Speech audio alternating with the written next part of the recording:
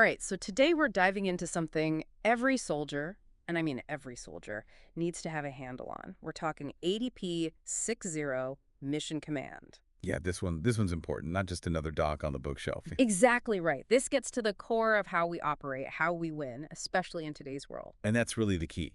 It's about understanding the why behind our actions, why we do what we do. And that why, it's changed, hasn't it? The battlefield, the tech, the enemy. It's a whole new ballgame out there. But there's also something timeless about this, and ADP 60 recognizes that. Timeless. How so? Well, think about it. 1941, right in the thick of it, a field manual stated, "The situations that confront a commander in war are of infinite variety. A commander must school himself to regard these events as commonplace and not permit them to frustrate him in the accomplishment of his mission." Wow, 1941, almost a century ago, and they were already grappling with this. See, the unpredictable nature of war, that's a constant. Back then, it was trenches and flanking maneuvers. Today, it's drones, cyber warfare, AI. Yeah, you can't plan for everything, right? That old saying, no plan survives first contact with the enemy. Friction, that's what that is. That unexpected stuff, it throws a wrench in the gears every time. So how does a soldier, especially a leader, deal with that? I mean, knowing that no matter how good the plan is, things are going to get messy. That's where Mission Command comes in. It's about adapting, being flexible. It's about empowering those closest to the action to make decisions. Because they have that real-time view, right? Exactly. Yeah. Think about it. You're in the field, things are moving fast. You need to be able to react, to adjust. Waiting for orders from the top, that just takes too long. The enemy's not going to wait for you to get your ducks in a row, are they? Okay, I'm starting to see why the old way of doing things, just following orders to the letter, it just wouldn't cut it anymore. The world's too unpredictable now. ADP 60, it gets that. It's about empowering leaders at every level, giving them the freedom to make the best call with the information they have on the ground. Okay, but freedom, that's a bit of a loaded word in the military, right? We still need structure, discipline. Absolutely. This isn't about going rogue. It's about trust, shared understanding, and a whole lot of training to make sure everyone's on the same page. So we're not just handing out blank checks and saying, go figure it out, are we? Not at all. It's about clear intent from the top, but the freedom to adapt and execute at the tactical level. It's a delicate balance, but when it works, it's a thing of beauty. Okay, now I'm really intrigued. We've talked about this fog of war, the need for adaptability. The speed and complexity of the modern battlefield, it's unprecedented. You've got to be able to make decisions quickly, and those decisions had to be informed by a deep understanding of the commander's intent. So we're talking about more than just knowing what to do. It's about understanding the why behind it. Exactly. But how do you actually make that happen in the heat of the moment? Well, it starts with building that shared understanding, that common ground. And it's not something you just magically get. It takes work. Right. It's got to be more than just, here's the objective, go get them. Yeah, exactly. We're talking about a deep dive into the commander's intent. And this is where things get really interesting, I think. Okay, so commander's intent, break that down for me. What's the difference between that and just having a clear objective? Because on the surface, they seem kind of similar. Sure. So think of it this way. The objective, that's the what. It's the hill you got to take, the target you got to neutralize, right? But the commander's intent, that's the why. Why is this hill so important? What happens if we don't take it? It's about understanding the bigger picture. So it's about giving context, not just telling someone what to do, but why they're doing it. Exactly. And that context, that's what allows for adaptability. Because, let's face it, no plan survives contact with the enemy. Am I right? We've all been there. So when those inevitable curveballs come your way, and they will, you need to be able to adjust. And you can only do that if you understand the why behind the original plan. If you get that, you can start to improvise, to make decisions on the fly that still achieve the overall mission. Okay, so that makes a lot of sense. If you just give someone a list of orders and say, do this, then do that, they're going to be lost if something changes. But if they understand the why, they can adjust, right? They can make those judgment calls. You got it. And that's where all that training, all that experience comes into play. Because we're not talking about just handing out the keys to the tank and saying, go nuts. Right. There's still got to be control, discipline. Exactly. This is where we get into what ADP 60 calls disciplined initiative. And to really understand this one, I think it helps to look back at some military history. Think back to World War I, Corporal Alvin York. Oh, yeah, I remember the name, but refresh my memory on what he did. So picture this. York's unit, they're pinned down, taking heavy fire from a German machine gun nest. Most of his squad is down, either wounded or worse. Yeah. And York, he finds himself in charge.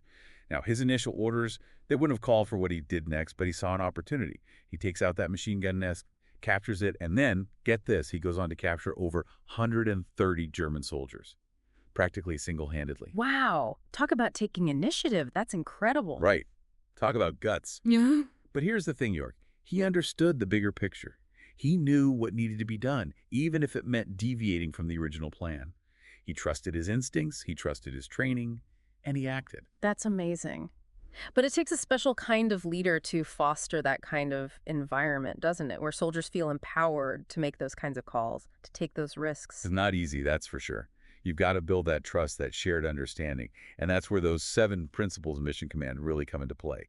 They're not just buzzwords, they're a roadmap for making this whole thing work. All right, so we've talked about a couple of them already. Competence, that one seems pretty straightforward. Right, you got to know your stuff, no question. Mutual trust, we've been hitting on that one a lot. But there are 5 more we haven't gotten to yet. Right, and they all build on each other. So let's dive in. We've got shared understanding, commander's intent. We've kind of touched on that one. Right, the why behind the what. Exactly, so important. And then we've got mission orders, disciplined initiative, like we talked about with York, and finally, risk acceptance. Risk acceptance, that's a big one, especially in the heat of battle when lives are on the line. Absolutely. But it's a necessary part of this whole equation. You can't have mission command without accepting a certain level of risk. And that goes back to trust, doesn't it? It does. Trusting your soldiers, trusting your commanders, trusting the training. Right on. It's all connected. So let's break down each of these principles, starting with shared understanding. Shared understanding, that's gotta be key, especially when things get chaotic. It's crucial. Everyone's got to be on the same page, seeing the battlefield from the same perspective. Not just their little piece of it, but the whole thing. Exactly, like having a shared mental map. Okay, that makes sense. So shared understanding, then what? We still got a few more of these principles to unpack. Right, so shared understanding, that feeds directly into commander's intent. We've touched on it, but it's so important it's worth another look. Yeah, the why behind the what, right? Exactly, and that why, it's got to be crystal clear to everyone, because when the bullets start flying and the plan goes out the window, that's what they fall back on. That's what guides those judgment calls. You get it. Then we've got mission orders. This is where that whole idea of empowerment really comes into play. Okay, so instead of a laundry list of do this, then do that, it's more about giving the desired outcome and letting the soldiers figure out the how. Exactly. Trusting their training, their experience, giving them the flexibility to adapt. Because like we've been saying, things change fast on the battlefield. All the time. You got to be able to think on your feet. And that takes us to disciplined initiative. Remember Corporal York? Yeah, talk about a textbook example, but that takes guts, doesn't it? It does. And it takes trust from the top down. Commanders got to be willing to accept a certain level of risk. Which brings us to our final principle, right? Risk acceptance. That's got to be a tough one for Commander, knowing the weight of those decisions. It is. But it's essential for mission command to work. You can't empower your soldiers if you're not willing to let them take risks. Calculated risks, of course. Right. It's about finding that balance between being bold and being reckless. Exactly. And that's where all these principles come together. They work as a system, feeding off of each other. It's like a chain reaction, isn't it? Competence builds trust. Trust leads to shared understanding, and that shared understanding allows for those decentralized decisions, those acts of disciplined initiative, even when it involves risk. And when it all comes together, when it clicks, that's when you see the true power of mission command. It's almost like, I don't know, like a jazz band or something. You've got the melody, the overall intent, but each musician has the freedom to improvise, to bring their own style to it. I like that. It's a great analogy. Because in the end, it's all about teamwork, isn't it?